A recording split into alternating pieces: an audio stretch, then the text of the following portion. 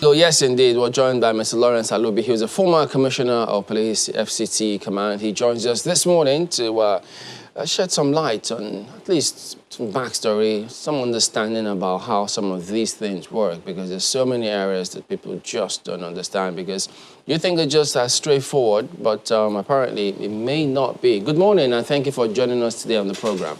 Well, unfortunately... Thank you for having me. Unfortunately, it turns out that several attacks on police formations, one would have thought that after perhaps, the NSAS incident, which some unscrupulous elements took advantage of it, that measures were being taken to ensure that that understanding is there, bridging the gap between the policed and the police. But with these attacks, give us your thinking about why these things are happening. Why are formations being targeted? Yeah, it is really very, very, very serious and disappointing that Nigerians don't seem to appreciate the invaluable contribution of the Nigerian police force to the stability, peace, and security of this country. It's an act of ingratitude, and it's an aggression against the people and government of this country. And I think it's debasing, it's shameful, and it's not acceptable anywhere in the world. The police are there to maintain law and order for you. Nations are built on law and order. A nation that is not secured cannot survive. Section 14b provides that the prime purpose of government is the security and well-being of the citizens. And the government of this country should do everything to be sincere. I'm happy that Mr. Vice President, in the course of decorating the new IG, said that things are really bad and that there's need to do more for the police. And then this is 24E of the Constitution also provide that the Constitution needs to every Nigerian citizen to assist security agencies to maintain law and order. Then those who are doing this, are they assisting the country? Are they assisting, do they love this country? Are they assisting the police in line with the Constitution, which is their constitutional duty? But in this country, we are concerned about our right. Nobody is concerned about these obligations. You see, even the Garden of Eden, God gave Adam and Eve a law. And you can only enjoy your rights and privileges when you obey the law.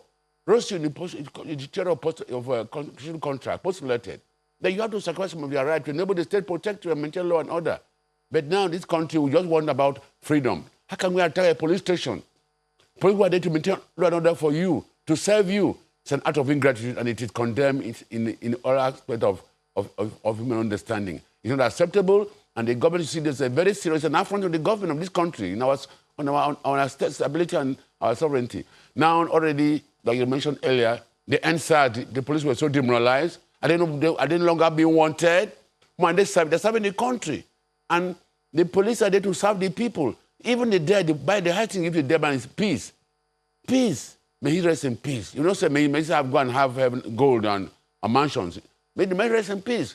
Who is providing peace for you, maintaining law and order for you? It should be more treasured and loved in life. There are two things that every human being wants to possess: life and property. I mean, law and order, peace. He who gives you peace should be appreciated and loved and encouraged and motivated, not to be demonized and not be destroyed. Police is a victim of a defective society. It's unfortunate that it's happening to the police. Let me take up that perspective. When you say police is, function defective society, that bit, well, it appears there's a cycle here. But in all of these, does the police take a step back and ask, okay, look, several things are wrong in society. We know there's unemployment. We know there's poverty. People will be frustrated out there, and people could take out certain things on institutions, no matter rightly or wrongly, depending on how they perceive it.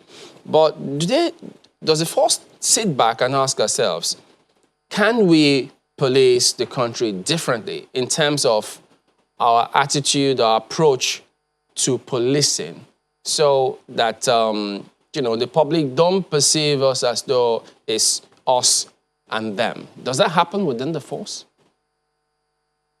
You see, what is happening today is the reflection of, it has some historical base. I'm a sociologist. You see, we look at how Nigerian police was established or created. It was created by the British government to protect purely British interests, colonial interests. And they were there to protect, defend, protect the interest, not against the interests of the people.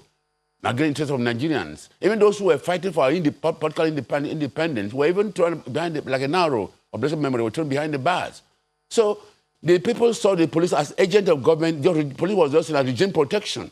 And that mentality, that attitude has continued to snowball even after our independence and even to under democratic demonstration. So the police need to orientate themselves, change the attitude. And the people, you see, life is based on the principle of reciprocity. The citizens themselves have always seen them, police are against us, and they see police as enemy of the society. It's not supposed to be so. Police are the most friendly citizens of people that the society will want to have. Because they are there to maintain law and order for you. And without law and order, you cannot go about a lot of business and transactions. So that mentality, that negative perception about the police has continued over time. And this has now, perception determines attitude. The way you perceive me is the way will determine the way I behave to you or you behave to me. So that attitude, that perception, which is negative, and even our political class or leaders don't have empathy, don't have compassion. They don't have compassion on the citizens, and the citizens also don't have compassion for the leaders. And that's why they are kind of like misplaced aggression, misplaced anger on the police, and we are the victim of what is happening. Victim of bad governance, bad leadership, corruption, insensitivity, impunity. The police are just a victim of what this problem in society, social problem in society. So it is a societal problem. It's systemic. And it is the police themselves need to orientate themselves. I strongly recommend that. I'm happy that the new IG has recognized the fact that what he's going to inherit is very enormous and challenging. And he has acknowledged the fact that there's a problem you need to face. That understanding the problem is also a solution to the problem. That he understands that the things need to be done. And he also said that he wants to make sure that the premise of the police force as a principal agency of internal law and order is also being sustained or being carried out. The police is a primary agency in terms of law and order, the type of internal security of this country. But the police people have deliberately or gradually been eroding the police powers, trying to run down the police for their own political interests. And now that's what the consequence of what they have done. If you fix the police, you fix Nigerian internal security. Like, for instance, Section 217 says that the military are there to come in aid of the police. But now the military have now overtaken most of the policing is now being militarized.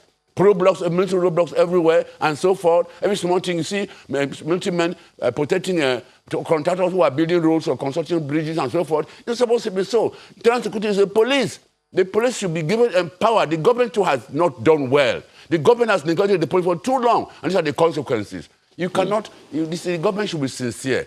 It's underfunded, understrength, undermotivated. Why now the answers ended, they were all demoralized. Now again about Imo State. What is happening in this country? What are we? Are we not civilized? Are we not civilized? Police are those you should have cherished everywhere in the world. It's an issue that it's indispensable in anywhere in the world. Therefore, we should cherish, we should protect our police, support our police, and the police themselves should also look inward. I strongly recommend to the new IG. It's talking about community policing. Community policing is community engagement in crime control, crime law and order, or crime protection within our communities. But then it doesn't end there. The community policing only talk about citizen participation. I want to recommend that. You see, the type of government in the country determines the style of policing. The one we had the colonial administration, for instance, we have colonial policing, which is repressive, brutality, and so forth, abuse of human rights, and so forth. We got the military. Military is built by decrees. The decrees, the military were not concerned about democratic values and norms. When in a democracy, the police should imbibe democratic norms and values. They're not policing animals, they're not policing woods, they're policing human beings. I'm happy the IG says they're policing with human face. Human face, that they're policing human beings. To that empathy, application of emotional intelligence to what would you want to be done to you like the God will do unto others. So I think we need to look inward. The police leadership should look inward. Not just like now. I used to be federal operations for 5 years. I was in charge of federal operations for 5 years in Nigerian police, the longest ever in the history of Nigerian police force. I was there for 5 years. And what we are saying to this also, the operation department has been run down. Operation is the live wire of policing. That's what the citizens see. Law and order, crime prevention, crisis management, these are all what the citizens see. The citizens do not say about police administration. When they see the operations, if the operation is weakened, the whole system is weakened. It's a terrible of policing. So I think the IG should look at how to strengthen its operational strategies, bring about innovation, creativity and innovation. How do we address problems the way they come and see how you can also save the situation? So they should work with the citizens should also know that they have a duty in line with 24 the Constitution to come out and say, build their own nation building. It's based on law and order. When there's law and order, even in that Garden of Eden, when God said, Adam, you don't do this, when you disobey, your rights to be in the Garden of Eden, it's no longer, you cannot do that any longer. You know, Mr. Alobi, if you can disobey the law, when your president should learn the culture of obedience to the law, obedience to the law, that's what will give you, will guarantee your freedom to enjoy rights. So I think citizens should know that we should, and again, my colleagues in the civil society, emphasize on right. Nobody talk about our obligations. We have obligations. Mr. Alobi, just one moment. As citizens. Yeah, just one moment. We'll come to some of the issues that you have raised as well, but from some of the things that you have said so far, I am gleaning that the reasons, you are adducing the reasons for the attacks on Imo police stations on both internal factors from within the police and external. So when you're talking about issues that could have arisen from within the police system, whether at the federal or state levels, that could have given rise to this, if you can decrypt them and put them in perhaps some bullet points, what are these issues that you think, unless they are addressed, this trend is not going to end? You see, like I did mention to you that I used to be in charge of federal operations for 5 years. Operation is the live wire of policing. And that's what the citizens see every day, day to day of their life. Crime control, crime prevention, maintain law and order, crisis management, maintain law and order. This is what the citizens see. They want to see that security, all their police duties, what they see day to day on the street and so forth, how they respond to crisis situations, how they manage crisis and so forth. That has been weakened. It has been weakened. And that is weakened. The police service is gone. So emphasis should be concerned about how do we strengthen our security operation, and that is capacity building. And put an officer there who knows his onions. Not just put anybody because you have a rank. No, it's not the rank you have a rank. It is capacity. You have the capacity and also the passion to do your job. Not after going after money and power. Yes. Promoting that. Policing is not a profit-oriented service. It's service-oriented. Mr. Alobi, just 1 second. Are you suggesting that there is some kind of sabotage within the police for which reasons these things are happening? No, there's not necessarily sabotage. What the thing is that the police themselves are demoralized.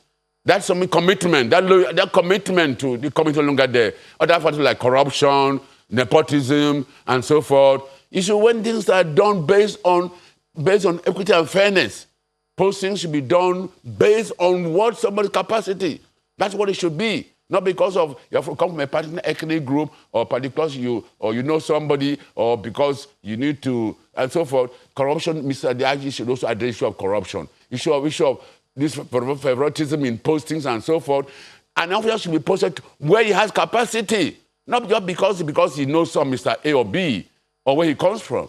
No, those parochial tendencies should not be considered. It's capacity, competence, and capability that you can deliver. You're there to render service. You have the passion to render service.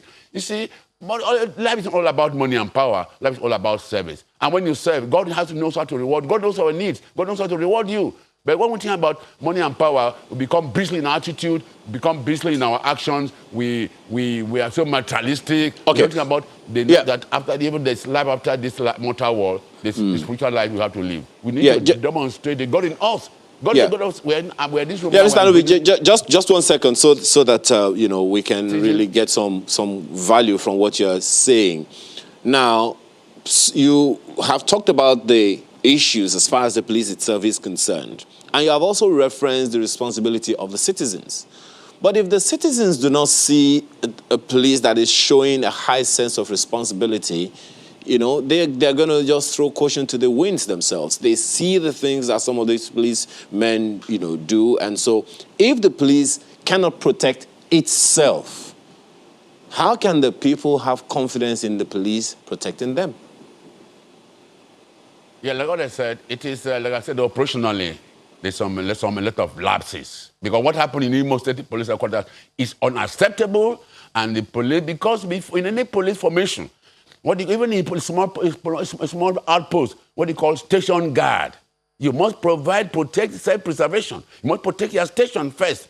And you must be a standby to respond to any distress, any crisis. That can reinforce. We have standby unit that can reinforce and respond to situations. That can then go on for 2-3 hours. Hoodlums were attacking the police headquarters, and there was no reaction, and nobody was brought down. Nobody was seen to have been brought down. That is what kind of firepower those people have that the police should not have. So I think there's a big lapse on the police, and I think the police should. I think they should address that squarely. Issue of operation, training, capacity. Officers should be trained. When I was area commander in Enugu, every month I introduced a training program for my officers in the within my area command. I will bring them from all the divisions, carry training, because an untrained policeman is a threat to himself and a threat to society and to the institution. You must be carrying out training. You have to be creative. You have to be innovative. How do you empower my men? How do I make them more effective? Because the more they are trained, the better the more useful they are to you and to the society or to the institution. So those questions you asked should be emphasized. Right. Training is very, very important. Operational training. I want to recommend that the IG should create community policing and democratic policing. Democratic policing is policing of the people and policing in line with democratic norms and values. What are democratic norms and values? Policing by the consent. Everybody in Nigerian police are Nigerians, and they are policing for the interests of Nigerians. And they should also have respect for the human rights, respect for the rule of law, and policing based on needs of the people, to provide security needs of the people. And the people themselves should also appreciate the police. Life is based on the principle of reciprocity. We should have empathy. They have empathy about both the police and the citizens have empathy for one another. And the government itself not just making political statements. Right. I'm happy that my vice president, like I said, when he was decorating the new IG, remarked that there's a lot of things need to be done. The government should walk its talk. The government should not have obligation. Because duty on that system 14B of the Constitution, that's the primary function of any government at all levels. And so, please, the government should sit up and do the needful. Empower its police. That's the primary function. You know, elected as elected as either executive or legislative or judiciary, whatever level of government, state or local government or federal. You know, have responsibility. Pardon me to come in now. These attacks we have seen over the past few months, especially in Imo State, at least 7 of them, successive attacks. I mean, it's not carried out by a majority of the citizens. It's a section that has been described as gunmen. Some call them terrorists, and also maybe this ingratitude is not from the general population. I mean, you still have people that do right by the police, people that still give intelligence to the police from time to time. But you raised some questions earlier on. And honestly, I want you to answer those questions because you know better. How is it easy to attack police stations? Now, these are not homes of individuals. These are not soft targets. These are police formations where you find policemen with arms and ammunition. How is it easy to attack these police stations? Not once, not twice, not 3 times, at least 7 times. And it seems that this trend is continuing. How is it easy to attack police stations? Yeah, you see, like the criminals also keep surveillance on police security agencies. They might pretend to come for something else, but they're taking to gather information about what you are doing, to know how you are. Let me give you an instance. There was a situation in Lagos, where Oyenusi, they went to a bank. They saw the mobile policeman. They're very at alert. What is gone? There's no way. This man is very, very at alert. Then I went to the next bank. They saw the policeman was lousy. They said he's gone. I shot him, and they broke into the bank. So the police need to be at alert and vigilant. And that's part of the training. What are they there for? You think about their own self-protection. But when they are lousy, you know, when they see them, they are lousy, and that is kind of supervision. Sometimes these men are being deployed. They're not being supervised to see, are they up and doing their duties? Are they at alert to respond to situations? They have the capacity. And then again, they have the firepower. So sometimes a police station, don't have enough weaponry or equipment. Policing today is in 21st century is technologically driven and knowledge-based. You need to be a higher capacity. Intelligence is citizens give information to the police. Police now analyze that information to see whether it is actionable, whether it is intelligence or not. Does it suit the purpose and so forth. So the point is that the police themselves need to do a lot for themselves. The IG has a lot to do, and I'm happy that he appreciates the problem that they tapped before him is enormous. And I think the police themselves should rise to the occasion. When you speak about action at all levels.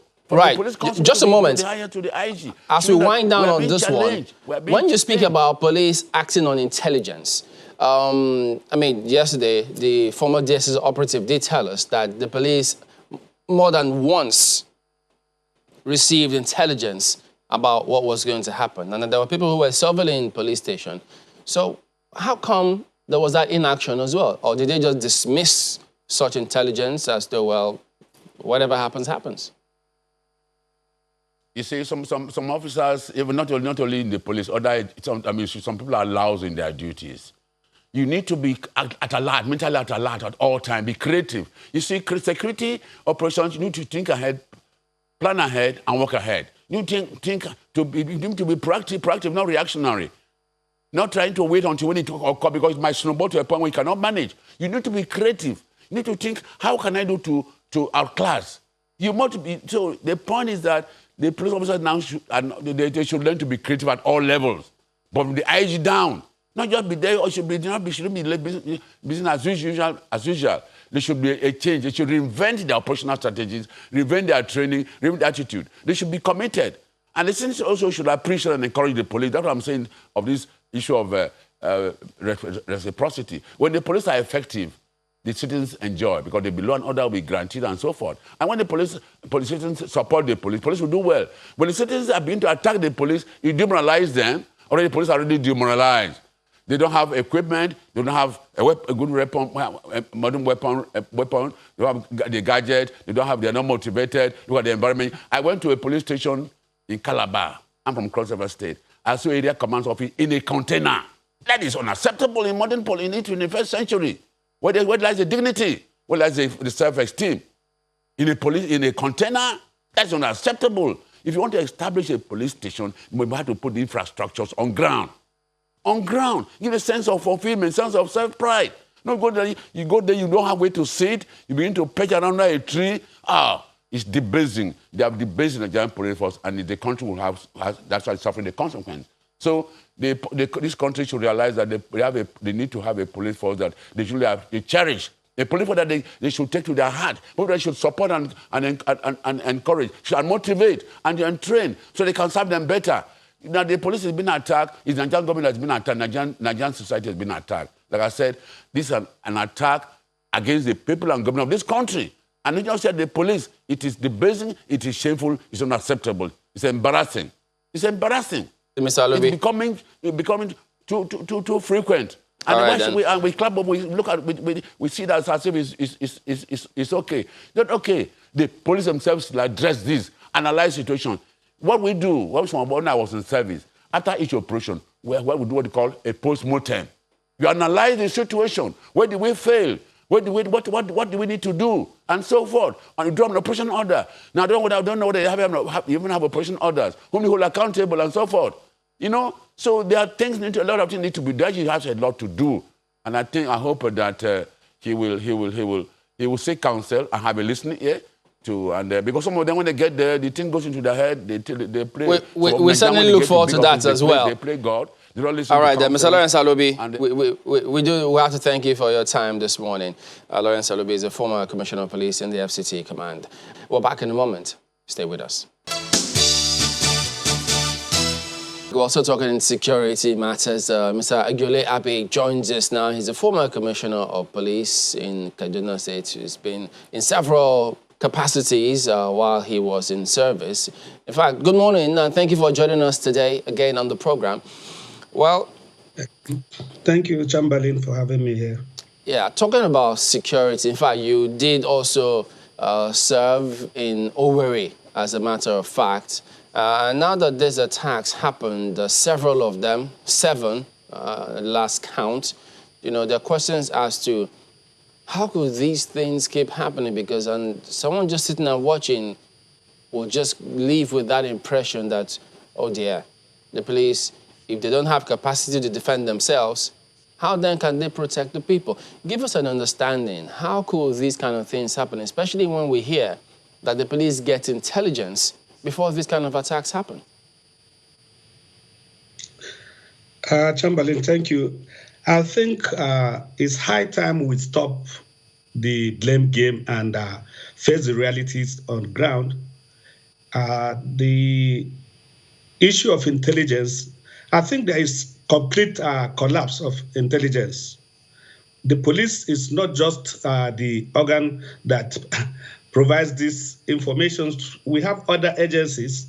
There's a complete failure on the part of every of these agencies concerned in this issue. And the question is, the attack in Imo will look at exactly activities of certain groups of people that are responsible for these actions. If you listen to the former IG, he said this attack was done by IPOB and MASOB. And if that were so, that means we are dealing with a well-organized group of people who intend to instill fear into the populace. And I think that are activities associated with terrorists. And unfortunately, the police at this material time, we must face the realities. The police is ill-prepared and ill-equipped to deal with situations like this. Over the years, the police have been lacking behind in the training and equipping of its members. And honestly, these are fallout of this neglect. Because in the first place, before we go a little further, let me just pick up on some of the things you just mentioned. When you say they are ill-equipped to deal with some of these issues, there are stages to dealing with these kind of issues. So are they ill-equipped across board to the extent that they can't even, because if they say there were people who were surveilling those formations, so they couldn't detect those who were surveilling people, they said they were even physically present carrying out those surveillance. So they can't see that one, and then with intelligence, nothing whatsoever can be done. That's hard to believe. Chamberlain, the situation is such that I am one person that maybe I'm excited that a new Inspector General of Police is coming in, and honestly, with my knowledge of the IG, I think it will define the destination in which the police is going to. Because over the years, policing is not just human being. Policing has to do with the capacity of the human beings to carry out their responsibilities. And Chamberlain, without mixing words, I think we are lacking behind, and it's high time the police authority face these realities and let the government know that at this stage we have shortcomings. So what is he going to do that will suddenly transform the force? Because there are several complaints. What do they call it again? The postings, favoritism that they say exists with the police postings. Or is it the ill-trained police officers who perhaps while you're driving on the street, those on the first line there, their conduct? What aspect, what is he going to do that will transform the police as you referenced? The new Inspector General of Police is well-focused, disciplined, and an honest officer, and I believe if he assembles the right team, and we're going to see a little shift, but it's not going to be immediate and automatic, because over the years, we've not been able to get our men well prepared for situations like this. And he is meeting a very disoriented and disgruntled serviceman. He has a task to be able to bring back the confidence into this man. And also, these issues also is not solely on the table of the police force. The system did not provide us or the police officers oxygen to breathe properly. What I mean is, if you want to have an effective and efficient police force, you need to work towards it. You don't go to the market and see an original product and pay for a second-handed one and expect it to function well. It doesn't work that way. The police have been left for a long time. Please, Chamberlain, we are now in a system where everything is globalized. If you go to the training institutions, are these institutions actually prepared to train police officers? When we send in recruits, what kind of training are we giving to them? And then when we come, each time we speak and we talk about our numbers, people begin to say, so the numbers count. Numbers count. If you go to these police stations they are attacking, these stations are not built in isolated areas. They are built within the communities. These criminals have enough time to come in, see that we are not sufficient on ground, and look at the numbers they come with. It's easy to overpower these men. The issue of the headquarters, for instance, the timing and the equipment taken there, honestly, surprise attack. Your body language suggests that as things stand now, another police formation can be attacked and there'll be nothing they can do about it. That is why we have a new Inspector General of Police who needs to send this message to all the commands, because they have to get themselves prepared, because this attack might not stop. But our capacity to prevent it from happening is the most important thing. But it won't stop, because if you look at the sequence in the attack, they've already planned these attacks and they're carrying it the way they plan it. So honestly, it's not going to stop. Isn't there another component here? Because when you say those formations are located within communities, now we've heard security agencies at different level talk consistently asking the people to volunteer information, and that's not happening as they should or as they would like to see, such that they can foil and prevent some of this crime from happening. And that's where the trust quotient comes in between the people and the police. Is the police doing anything whatsoever to see how they could bridge that gap? From all indications, the issue of community policing is there, but practicability of it is the problem. And then secondly, our police force must be trained and prepared to integrate with the system and this community properly. All these things does not start from the police stations. All these things ought to take place from the scratch. But we find out that when we have institutions that are not quite prepared to train officers, honestly, the product you have from them cannot give you what you want. That is just the honest truth.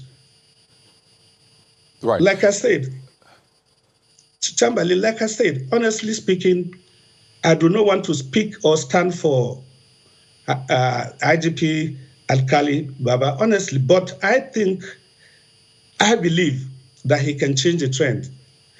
Well, we definitely hope so as well. Well, there have been a few attacks right after he became the acting IGP, so we do hope that that trend stops. But, when you talk about the police being ill-equipped, ill-prepared, abandoned, short of saying that, we heard the former commissioner of police in FCT saying the same thing, that the police has not been well-funded over time. You don't have the right ammunition, the right weapons, the right equipment, maybe not in tune with technology and all that. And to be honest with you, this is something I've heard for decades, for as long as I can remember, the same talk about the police not being funded as well.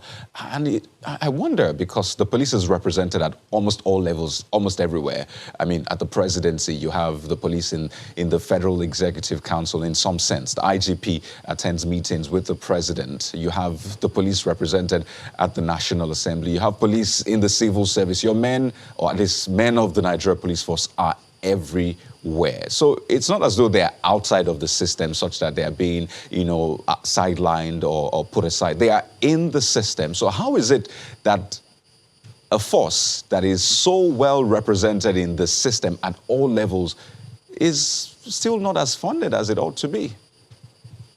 That is the issue, and that's that is what we can't explain. But honestly speaking, don't forget, I just existed from the force a few years ago, about 2 years back, and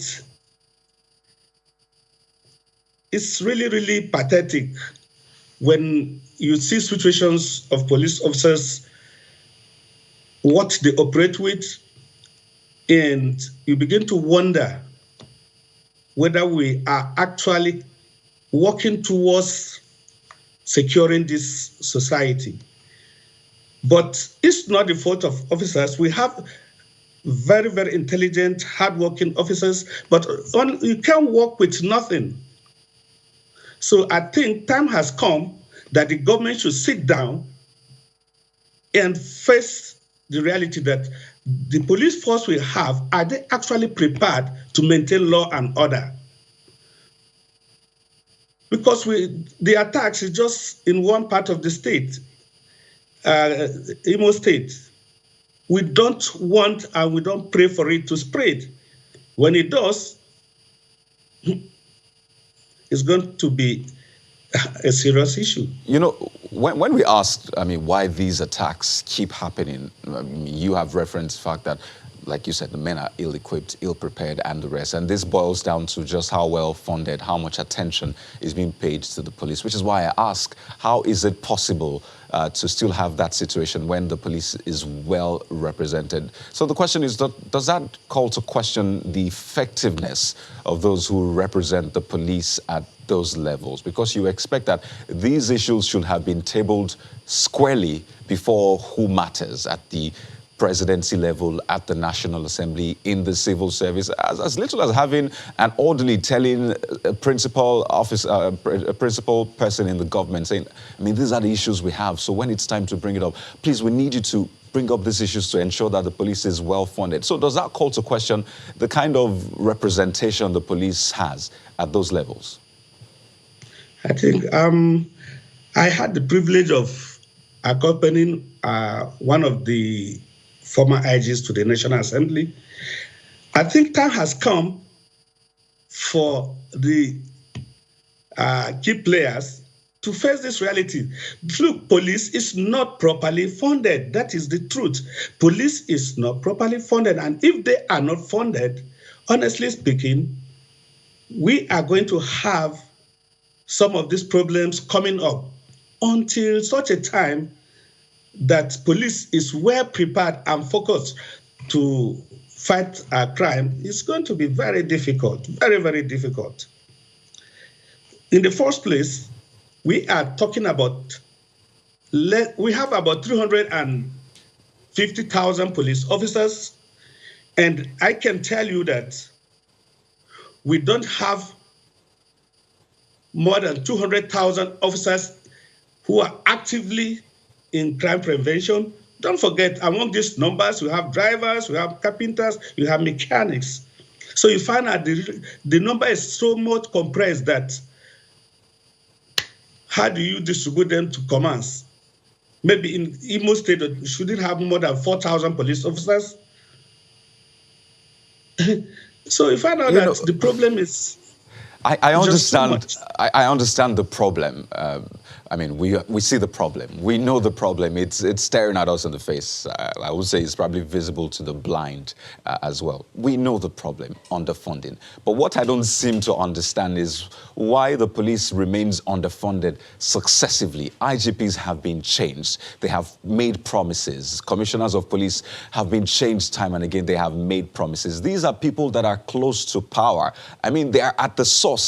Pretty much. So I still don't understand why we have to keep saying the police is underfunded when the police is right there in the system, close to the money in quotes. So that's what I don't understand. Police is not in the system at all. The police is outside the system because the police does not take part in budgeting. The police does not take part in funds that are going to be released to them. So you find out that we are there, we present what we want, and if you don't have or you don't get what you want, you will do virtually not too much. See, we don't need to tell the government now that we do not have the police do not have vehicles. We don't need to tell government that the police is still operating analog. We don't need to tell the government that some police stations are still living in rented police stations. If you look at some of these stations attacked, they are not even standard police stations. And these are divisions. So you find out that the problem is just too much for the police force.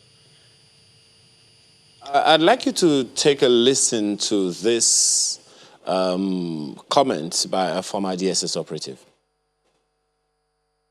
3 times the Nigeria police was informed by the DSS that this is going to happen because, of course, some suspects that are being geolocated around the area were found surveilling the prisons and the police headquarters. But you know, in a lackadaisical way, when the intelligence will come, they throw it by the side. And then, of course, when something happens, then everybody runs around. Number one, of course, the prison that the correctional center is not well situated. It has its own problems. They have observed these people that have been surveilling the prison and then, of course, the police headquarters. Now, one thing about this, the location is even very bad. Because for a correctional facility, the static security is very, very poor. All security reports are shared to, first of all, to the governor in a state. Then it is shared to other sister agencies, like the police, the military. If there is a military installations there, all of them got this particular report. So the governor is very much aware. Mr. Gelo, do you want to respond to that, please? It's quite unfortunate that we try to do the blame game. And interestingly, the man speaking is a retired DSS officer and is so categorical about the facts he is presenting. And I think the IG will have to look into that. But the DSS, if it is true, too, that they had an information regarding this incident, and there's nothing stopping them, too, from picking up the arrowheads in this thing before it actually happened, because they have sting operations. So issue of I giving you information does not even arise, because this is a high-profile crime that the actors are going to blow off a police headquarters. And I don't think, and I don't believe that the Commissioner of Police and the governor, because they have the same security meeting where these issues are discussed, and suddenly the issue that the police has this information and they didn't act upon it, that is true, it is quite unfortunate, but I don't want to believe it. But are you saying then, Mr. Agiole, just a second, are you saying that it is possible for such a high-profile crime, as you said, happens in the state and the police is absolutely unaware? That is where I started to say there is a kind of collapse in our intelligence gathering, not just on behalf from the police, the DSS, and all other agencies responsible for sourcing intelligence reports. But as a matter of fact, the incident is quite unfortunate, and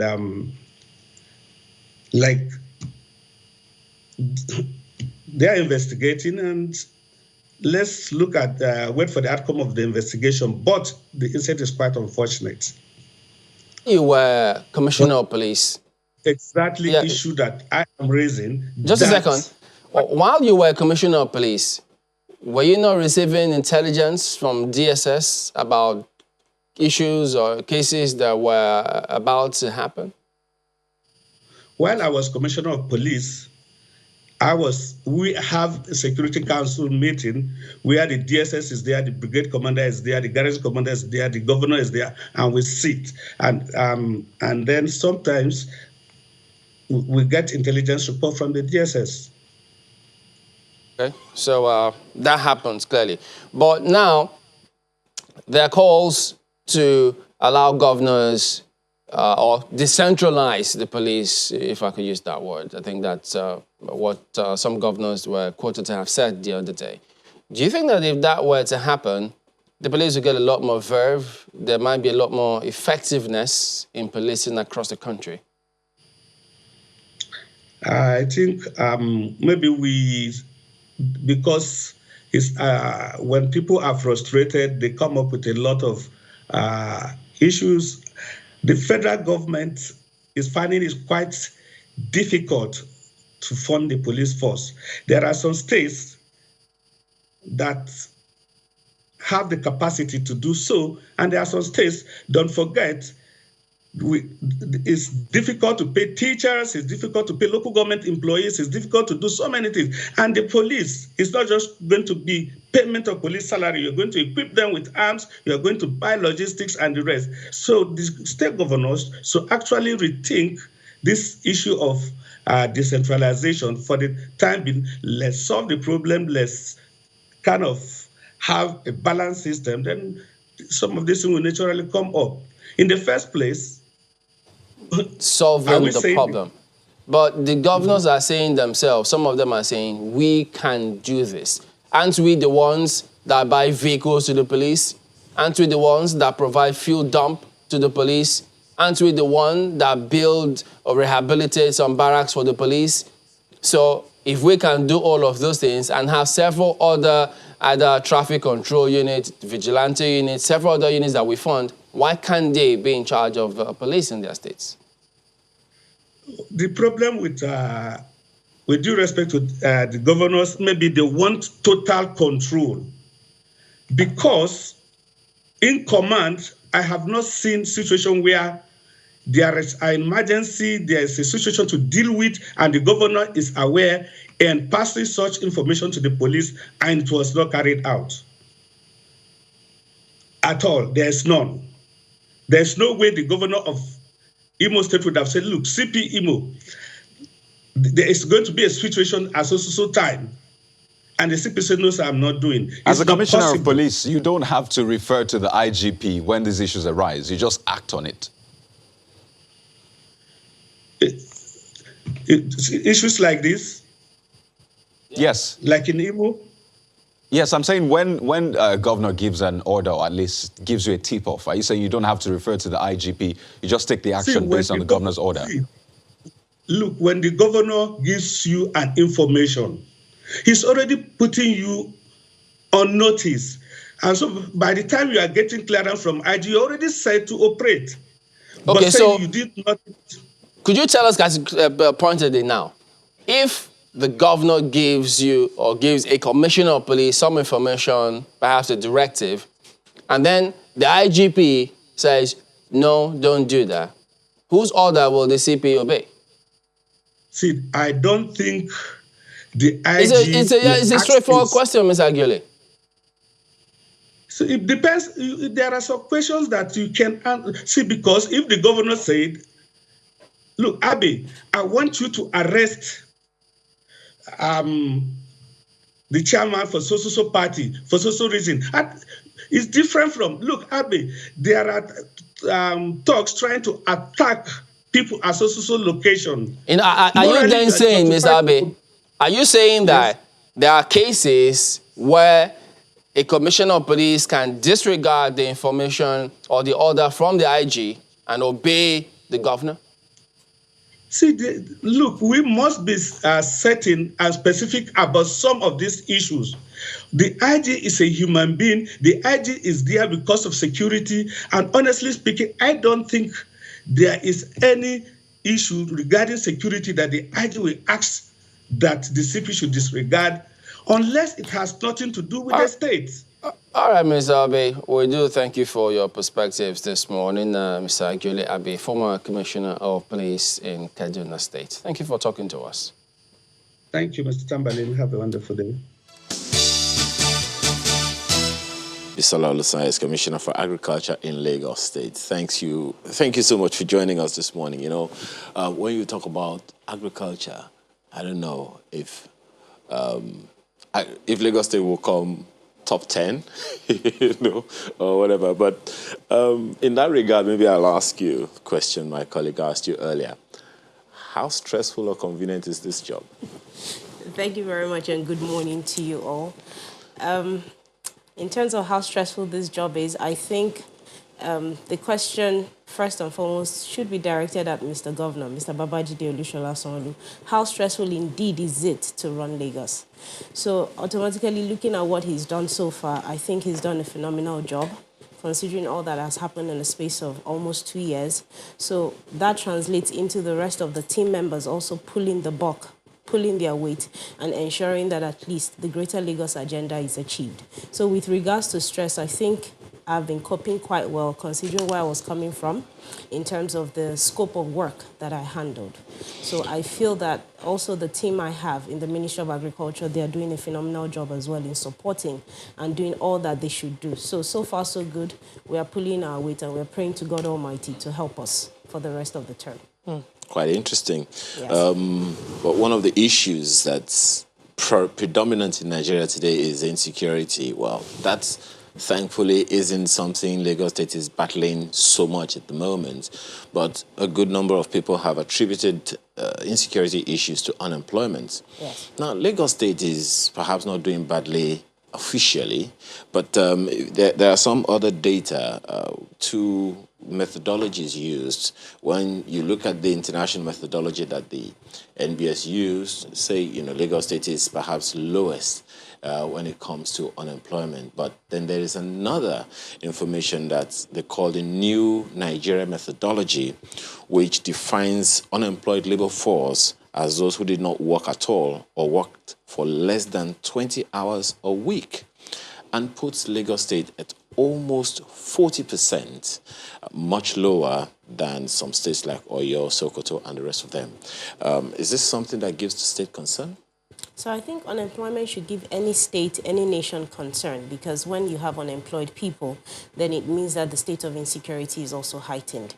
With regards to having about 40% of the population possibly working less than 20 hours in a week or in a month, what have you, I feel that, well, that statistic will have to be checked again, because when you consider that Lagos is the largest market in sub-Saharan Africa, but being the largest market also, and considering the African terrain, it's largely an informal market. What that also means is that majority of the people are into activities that are not fully captured possibly into the tax bracket or even into the information pool that can be used for analysis for investment purposes. So you have a lot of people who are actually engaged. They could be manual laborers, they could be market men and women, they could be transporters, but they are not captured in some sort of data pool, which is why it seems largely that you have a lot of unemployed people. But by and large, and in truth, they are actually employed. Yes, there's some level of unemployment, and I think that is also a global phenomenon that we are battling with considering the COVID-19 pandemic. But with regards to what the Lagos State government is doing, we're doing so much around youth engagement. When you consider, for instance, the Ministry of Women Affairs and Poverty Alleviation, when you consider what the Ministry of Wealth Creation, using the Lagos State Employment Trust Fund, what they are doing, even the Ministry of Youth and Social Development, and so many other ministries as such that we are all collaborating and working together to ensure that in terms of what we bring forward, especially for the youth and for the women, we bring it forward in a holistic manner that at the end of the day, we can say that so far so good. Maybe in the next 1 year, we are going to train, we're going to employ over 100,000, 200,000 people. So this interministerial engagement is ongoing, and we are going to ensure that at least we mop up more people into the employment pool. You know, Lagos has huge capacities. Yes. But depending on how people look at it, some states, for instance, will think, well, Lagos, they can consume. So we'll produce, we'll give them certain things to consume. Yes. Others think, well, they will go hard on tax. Yes. They'll go after you if you don't fulfill your obligations in that tax. Yes. Give us this, what Lagos is, what do I call it now? Agricultural, not just capacity, but what are they doing in terms of not just having that impression as though they're just a consuming state? Yes. What are they doing in that regard? So, yes, other states might consider Lagos as a consuming state. But like I said earlier, Lagos is the largest market sub-Saharan Africa has. Over 22 million in terms of population. When you consider even the food that we consume on an annual basis, we are consuming foods well worth over 5 trillion naira. We are consuming foods well worth over 8 billion on a monthly basis, daily basis. So when you consider this pool of money, of these transactions happening in Lagos, it shows that, yes, we are the market. What this also means is that as a state, we don't need to delve into each and every corner to say we want to be number one in this or number one in that. As the largest market, that should be where our concentration should be. What this also means is that we need to organize our markets. That is the only way we can derive value. So how do you derive value? It is understanding the laws of supply and demand. If, as the largest market, you can enumerate properly that this is what you need for your state and this is what the transactional value should be, then you can begin to derive value, you can begin to draw employment, you can begin to draw revenues, you can begin to draw even enforcement into a proper structure such that you begin to have a better Lagos, a greater Lagos. So what this administration of Mr. Babajide Olusola Sanwo-Olu is focused on is in terms of enforcing a market structure or bringing together a market structure that ensures the transformation in the food systems. So, for instance, I require over 1 million metric tons of rice on an annual basis for my citizenry. What that means is I know states that are well able to produce this rice in large quantities. I'll look at a state like Kebbi, I'll look at a state like Niger, I'll look at Kano. What I should be doing as a state is to say, if I need 1 million tons in a year, then I can tell Kebbi, I need 500,000 metric tons from you for the next 6 months. That means I have a balance of 500,000. I can call on Niger, I can call on Kano and say, I need 250,000 metric tons from you each for the next 6 months. That means my demand for the year has been taken care of. What that also translates into is I know what quantities should be coming into the state. I know the people that this quantities of rice should be going to. I know the transactional value. I know the revenue that the state should be deriving from this pool of product. And automatically, I can also be accountable to the citizenry to say, if this is the revenue that I was able to generate from 1 million metric tons of rice that has come into Lagos, then I should be able to account to you and say, from this revenue for rice alone, for instance, I'm going to do this road around Mile 12 area, or I'm going to do this road around Ido. That way, accountability sets in. That is the only way Lagos can begin to move forward. Aside that, yes, we might be a very small state, but we are still agrarian. What is a value chain of comparative advantage to us is fisheries. It means that I can begin to harness potentials around the fisheries sector. For instance, we demand over 400,000 metric tons of fish on an annual basis, but our fishermen and our aquaculture farmers, they're able to produce just about 174,000 metric tons. It means I have a deficit of over 200,000 tons. I need to bring in investors into the space. We need to go big in fish trawling. We need to start capturing fish. I mean, you have even Japanese coming into our coastal waters to do shrimping and what have you around fisheries. They take these things back to their country and export it back to us. It's ridiculous. We have this abundant water bodies around us. What are we doing with it? So these are areas where Lagos would like to concentrate, areas where we have the competitive and comparative advantage. Like I said, in fisheries, red meat, yes, we do not produce, but we would like to expand on what we can do within the red meat sector. Lagos consumes well over 1.8 million heads of cattle on an annual basis. We consume over 6,000 heads of cattle on a daily basis. When you consider the transactional value for cattle alone for Lagos is over 328 billion naira. But we are producing nothing. But what stops us from setting up ranches in this state? We are the largest market. It also makes sense that we set up ranches such that we are closer to market. We remove the logistics cost that, you know, probably increase. Yes, we're actually working on that, and we'll be rolling out an expression of interest next week towards that, calling on investors. On that? Yes, on that. On the investors thing? Yes. I just realized, I mean, when you said the market value of agriculture in Lagos is... Almost 5 trillion, yes. Almost 5 trillion. Yes. That's almost 13 billion daily. Yes. Now, that's money. Yes, it is. And that's employment. Yes. Now, how easy is it to get into that? I mean, you talked about, you know, pulling in investors. Yes. If we look at all the red tapes and all, getting into business in the country generally is quite an issue, ease of doing business and all. Yes. So how easy is it for these investors you're calling to get in?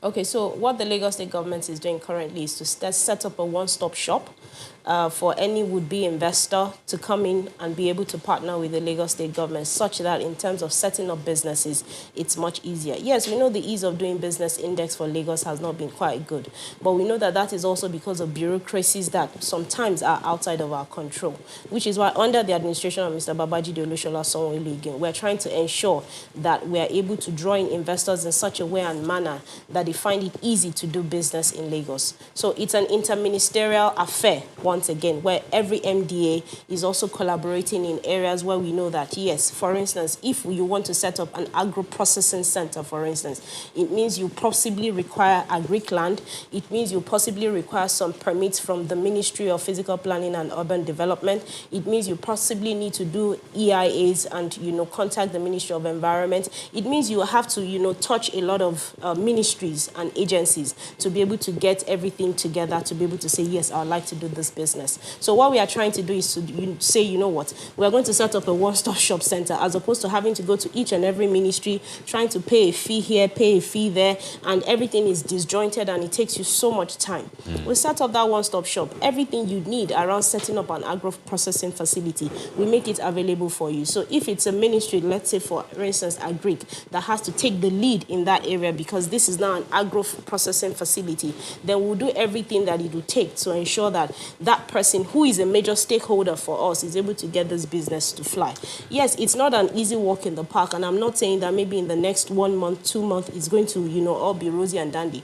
You'll definitely find a few bottlenecks here and there, but processes like this take a bit of time before you find perfection in them. But we are working ardently towards it just to ensure that Lagos begins to become again the destination hub, investment destination hub for Nigeria. You know, when you said bureaucracies Yes. outside of your control, I Yes. was almost shocked because I thought you were in government. But I think Yes. you mean other ministries, maybe. No, so not necessarily other ministries. So depending, if you say you want to set up some agro-processing facilities, obviously you need to take some approvals from maybe NAFDAC, from SUN, and these are national agencies. They are not necessarily Lagos State agencies. So that's why I said bureaucracy can set in that is outside of our control. Okay, now looking at the figures, Yes. unemployment figures, I mean, you can't push them aside. Yes. I mean, the NBS latest figure shows that Lagos has higher than average unemployment rate, 37%, and that's tax higher than what you find across the country, which is 33%. Okay. And it just begs the question, maybe not in your purview, but something to chew on. How about Lagos State have its own data? Yes. I mean, gather data such that you can show investors saying, Yes. I mean, we have done our data and we see that, well, there are at least more people involved, but that's by the side, maybe beyond your purview. Yes. But in terms of the Greater Lagos initiative, I mean, what is Greater Lagos without food? Yes. And you need to feed people. You need to feed people that have, I mean, people feed because they have jobs, right? Yes. And you talked about the value chain. Lagos might not have that luxury of arable land, but there's still a value chain. Yes. What are those value chains specifically? Because I know a lot of young people that are just waiting to jump into these things such that they can at least feed themselves and provide jobs for others. So what are those specific value chains? Okay, so you've asked multiple questions in one Let's start from the value chain. So if I have to start from the value chain, so the areas where we have competitive and comparative advantage in Lagos, like I mentioned, fisheries, poultry to a reasonable degree, red meat because we are largely the market for red meat in Nigeria. You look at vegetables production to a reasonable degree also, yes, we can say we're good at that. Piggery, Lagos was #1, but then you had the African swine fever that hit last year and it practically wiped out that entire value chain, but we are trying to resuscitate it. We're also looking at coconut. I mean, when you look at the crest of Lagos State, you see the 2 coconut trees and coconut on the ground. So Lagos also produces roughly about 70% of the coconut in Nigeria. So these are some of the areas where we feel that, yes, we have strengths and we would like to play to our strengths. In terms of unemployment and what we are doing as a state around it, I think what we should consider first and foremost, if you say Lagos has the highest unemployment population, 37%, I think that also comes from the fact that, I mean, you have a lot of people, you have a lot of internal migration around Nigeria, and they are all coming down to Lagos. There's nothing you can do as a state to stop it. We are a sub-national. Nigeria is a sovereign nation. You can't stop anyone from coming into Lagos. So obviously, it looks like the unemployment statistics will continue to rise so long as there is nothing we as a state can do around stemming people from coming into the state. But what we want to do going forward, and not even going forward, we are actually working on that now, doing that now, is to ensure also that across the different ministries, the stakeholders that we engage with on a daily basis, we are also doing stuff around capturing data, enumeration, such that if you want to even proffer solutions to the problems that the stakeholders face, you know what you're actually trying to proffer solutions to. You're not just trying to proffer solutions to problems that may not even exist. So what we are doing is each of my stakeholders, let's say, for instance, the Ministry of Women Affairs and Poverty Alleviation, they know who their stakeholders are. Ministry of Wealth Creation, they know who their stakeholders are. That enumeration is done properly, and then you can begin to proffer solutions and see the unemployment gap in each of these areas. For us as a ministry, agriculture largely employs about 70% of Nigeria's rural population, and it's not just Nigeria alone. Even in Africa, 70% of the rural population of Africa is actually engaged in agriculture, and majority of these people are women. What this also means for us as a state is, yes, we might be a very metropolitan state, metropolitan city, but we still need to feed ourselves. Largely about 80% of what we consume as a state is coming from other parts of the country. 20% is basically what we produce. But then for food security issues and going forward, we'll need to be able to produce more, which is why under our 5-year roadmap, what we've done is to be able to see where the investors can come and partner with us such that we drive employment going forward. We drive large-scale commercial farming. We drive more value addition and processing into what Lagos is right now, because essentially that is what we are good at, since we have the labor, we have the capital as well. And in this way, we can begin to mop up unemployment in our space. But what we are also doing as a state is the Lagos Agripreneurship Program, which means it's no longer agriculture. It's no longer just about culture. It's no longer about tilling the ground. It's about using the likes of technology, smart agriculture, precision farming, and what have you around what we do in agriculture, stemming and getting into agribusiness. What we have seen in times past is people consider agriculture as a hobby or as something that they can retire into without necessarily doing the business analysis around it. It is a business. It's just like you being a trader. You know that if you buy this box of carton or this carton of noodles, you know what your profit margin would be. And that way you go into the business and you know the volumes you like to do. Agriculture is also the same way, but it's just that it takes precision around it. If you are going to buy this level of input, you should know what your output would be, you should know what your market price would be, you should know what your margins would be. But a lot of people are not ready to do that homework before getting into it. And once they get into it and they see that, okay, I don't have what it takes, then they begin to look at agriculture in a very bad way. And that also permeates and percolates into society that this is not such a good thing to get into. But it's not. It's about you doing due diligence, doing your homework, knowing that this is what it takes to get in, this is what you get out, this is the margins you make, the profit you make, and then you can recoup that back into your investment. People need to begin to see that. And that is what we are teaching at the Agricultural Training Institute to our youth, to ensure that if you want to get into agriculture, this is what it's going to take. But in terms of the possibilities, in terms of the potentials around it, they are endless. Well, no doubt government has a huge role to play Yes. in, aggregating all of this. Now, you have worked in the private sector for years, rising to the top. Now you're in government, and Yes. You have the private sector that is cutting edge. You have Yes. companies that they cut waste. You don't have a lot of bureaucracies. They are basically lean and they achieve a lot across countries. But Yes. when you come to government, a government that is confined to just maybe a state or a nation, you have issues. An issue you don't have with conglomerates around countries.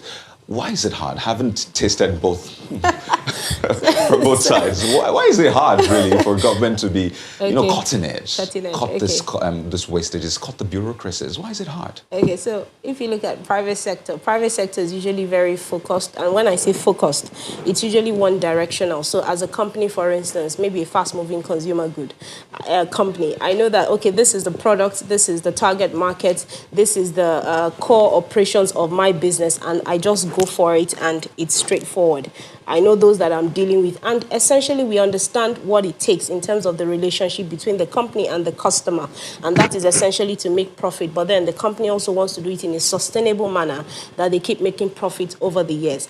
As a government, it's completely different. It's a different kettle of fish. And the reason is this. You are dealing with people's emotions. You're dealing with people's needs. You're dealing with all strata of society. There's no particular target market that you're dealing with. You're dealing with each and every single person. And you're dealing with them not just from those perspectives alone. You're dealing with tribes, different tribes. You're dealing with different ethos and value systems, people with different principles, people with different values. So across board, as a government, you need to bring all of these people together in a harmonious, or to create a harmonious society. So it's a completely different ball of a game plan.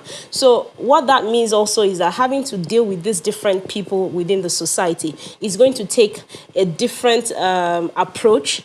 So what it means is that as a private sector company, you are focused and you know that this is the area and this is how you want to get at it. But for government, dealing with all the strata and these people within the society, you have to apply multiple strategies, you have to apply multiple approaches. And what that means is, yes, it might look like things are slow, it might look like there's bureaucracy, it might look like, okay, things are not being done as fast as they should in the private sector. But you are actually here comparing apples and oranges. They are not one and the same. In addition to the fact that you're dealing with people who want to win elections. Exactly. So that's a different kettle of fish. Exactly, yes. But as we wind down this one now, yes. Tell us briefly, if you can, okay. What is the thinking around, say, standardizing the value chain operations across board? Okay, so standardizing the value chain operations, I think what this also translates into is that if you're able to standardize, then you set sustainability in motion. What it means is even outside of this administration, you have continuity and then people can begin to see value in all that we do, which is essentially what we are doing in this administration, to set in that sustainability, flexibility within all that we do, such that in terms of our systems and processes, there's continuity after even, we leave. What this also means is that as a ministry, if I look at the red meat value chain, for instance, I already have a plan in motion. I already have operations and systems in motion around, okay, as a private investor, how do you come into the space? What are we as a ministry supposed to bring to the table? What are you supposed to bring to the table? What are the criteria that we will use in selection? And then in terms of the longevity of our transactions or in terms of the longevity of our relationship, this is what it's going to take. And after that, we'll know how to get there. So we are trying to bring this into each and every of our value chains.